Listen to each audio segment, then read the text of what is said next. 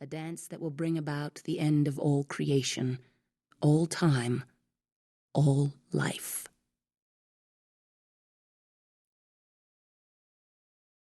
Chapter 1. It is a place of skulls, a deathly place where we confront our violence and feel, before that broken and self-ravaged face, the murderers we are, brought here to kneel.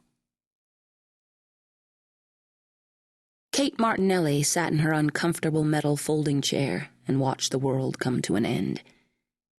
It ended quite nicely, in fact, considering the resources at hand and the skill of the participants, with an eye-searing flash and a startling crack, a swirl of colors, then abrupt darkness. And giggles. The lights went up again. Parents and friends rose to applaud wildly, and 23 brightly costumed and painted children gathered on the stage to receive their praise. The reason for Kate's presence stood third from the end, a mop-headed child with skin the color of milky coffee, a smile that lacked a pair of front teeth, and black eyes that glittered with excitement and pride. Kate leaned over to speak into the ear of the woman at her side. "Your goddaughter makes a fine monkey." Lee Cooper laughed. "Mina's been driving Roz and May nuts practicing her part. She wore one tail out completely and broke a leg off the sofa jumping onto it.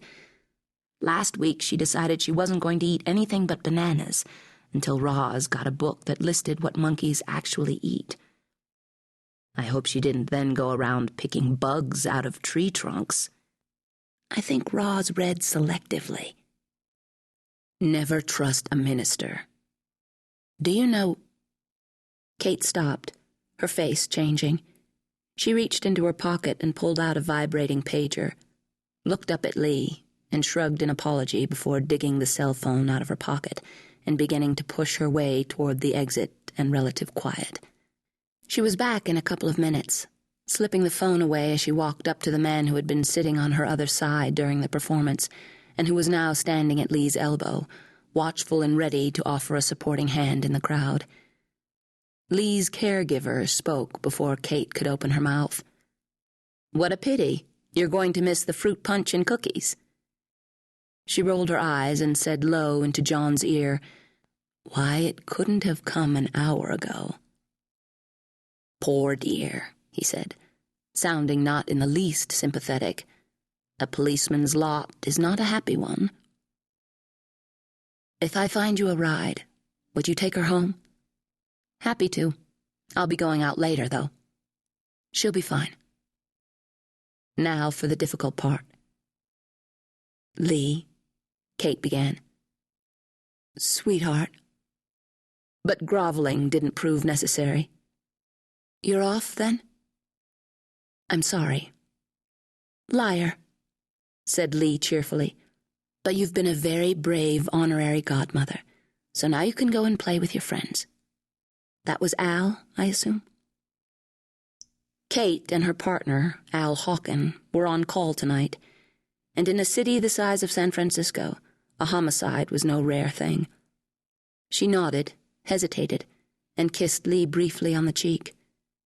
Lee looked more pleased than surprised, which Kate took as a sign that she was doing something right, and Kate in turn felt gratified beyond the scope of her lover's reaction.